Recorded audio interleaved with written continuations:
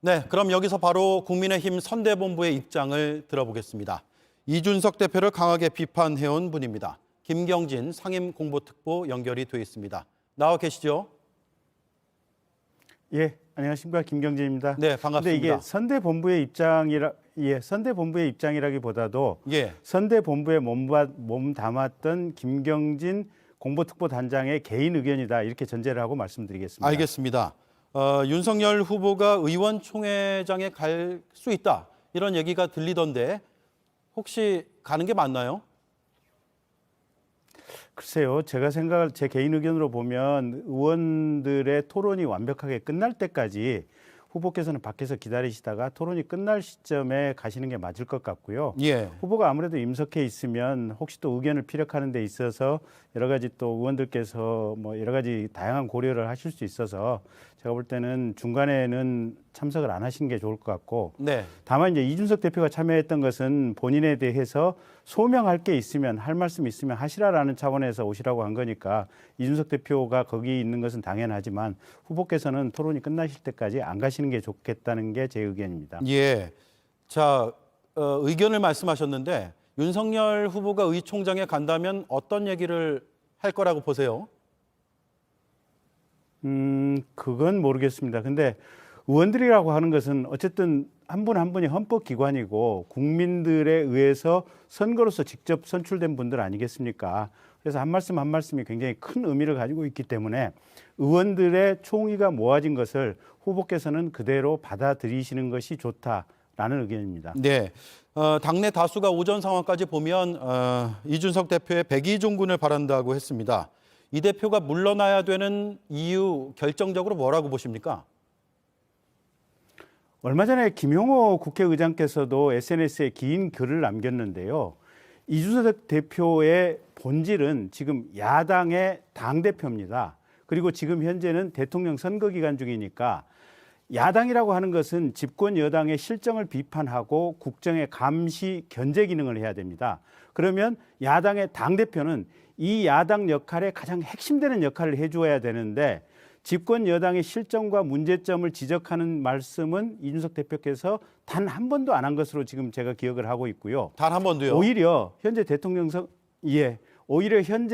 선거 기간 중에 자당의 대통령 후보의 사소한 흠을 문제 삼아서 이걸 침소봉대해서 언론 인터뷰를 계속해서 하고 다니는데 그거는 오히려 자당에 어떻게 보면 해당 행위가 된다. 그리고 자당의 후보를 해치는 과정이다. 이렇게 보고 있고 사실은 본인이 당대표라고 하는 가장 후보 다음에 가장 큰 이 권한과 직책을 가지고 있으니 뭔가 대선 승리를 위해서 할 수 있는 역할이 있다면 본인이 직접 하시면 됩니다. 알겠습니다. 꼭 후보에게 요청해서 해야 되는 것도 아니고 근데 그런 부분이 많이 미흡하지 않았나. 그래서 백의종군해야 된다라고 생각하고 있습니다. 김종인 전 위원장이 당초에 정권을 약속받은 것으로 알려지고 있고 윤석열 후보가 이걸 지키지 않아서 신뢰 금이 가기 시작했다는 취지의 말을 했습니다.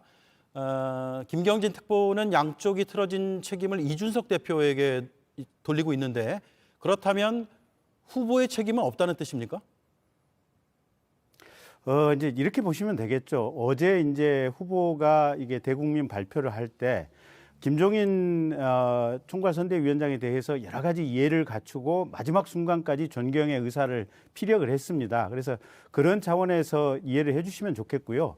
저는 이렇게 봅니다. 김종인 위원장께서 가령 후보의 일정을 모르고 있었다 이러면 또 후보의 동선을 파악하지 모르고 있었다 이러면 비서실에 지시해서 후보 동선 가져와 봐, 후보 일정 가져와 봐. 그리고 보고 나서 이거 이렇게 고쳐, 저렇게 고쳐.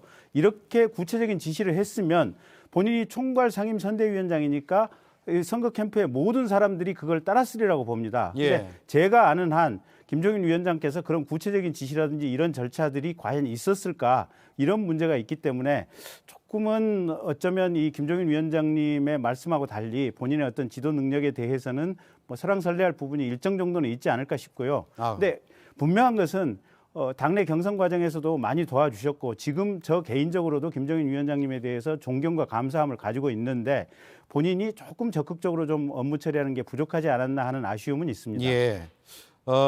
오늘 윤석열 후보가 청년 보좌역대가 간담회를 했습니다. 저희가 조금 전에도 소식을 전해드렸는데 상당히 격한 반응들이 나왔습니다. 후보 옆에 십상시 정치 아첨꾼만 있다는 식의 우려가 있었는데 어떻게 받아들이십니까? 글쎄요, 이제 젊은 분들이 그렇게 본다면 뭐 그렇게 볼 수 있는 일정한 근거가 있겠죠. 저도 10상시까지는 아니지만 뭐 20상시나 30상시 중에 하나가 될 수도 있겠고, 저도 후보에 대한 아첨꾼이 될 수도 있겠다라고 하는 청년들의 말씀이 갑자기 불현듯 떠올라서 일단 저부터 반성을 하겠고요. 근데 그런 구체적인 문제를 떠나서 저희들이 혹시 젊은 청년들의 의견을 구하고 이분들의 마음을 또 이분들에게 필요한 정책을 찾는데 혹시 소홀한 부분이 없었을까, 저부터 반성을 하겠고, 또 후보 역시도 그런 점을 눈여겨서 집중해서 앞으로 개선하리라, 이렇게 기대를 해봅니다. 예, 하태경 의원은 이런 얘기를 했습니다. 의원총회에서 이준석 사퇴를 결의하면 이번 선거가 세대 결합이 아니라 세대 내전으로 갈 수 있다라는 주장이었는데 동의하십니까? 그건 하태경 의원님의 생각이신 것 같고요. 어쨌든 저 김경진 개인 혹은 제가 이렇게 두루두루 의견을 구한 분들의 얘기를 들어보면 10명 중에 7, 8명 정도는 현재 이준석 대표가 이런 식으로 대표로서 밖에 나가서 당내 또는 후보의 문제점만 계속해서 인터뷰하고 본인이 실제로 뭔가 이 선거를 위해서 뛰는 행동은 안 보이는 이런 과정이 계속된다고 하면 오히려 이것이 대선 패배로 갈 수 있다. 그래서 이준석 대표에 대해서는 분명히 정리할 부분은 정리해야 된다. 이런 의견이 10에 7, 8명 정도 로부터 제가 들었고요. 윤석열 후보의 이준석 대표를 측근들의 반드시 대다수의 의견이 그렇다는 겁니까? 측근이 아니고 그냥 일반 당원 혹은 정권 교체를 강력하게 바라는 국민들의 의견이 그렇다. 국민들의 7, 8할이 그렇다. 이렇게 봐주시면 됩니다. 알겠습니다.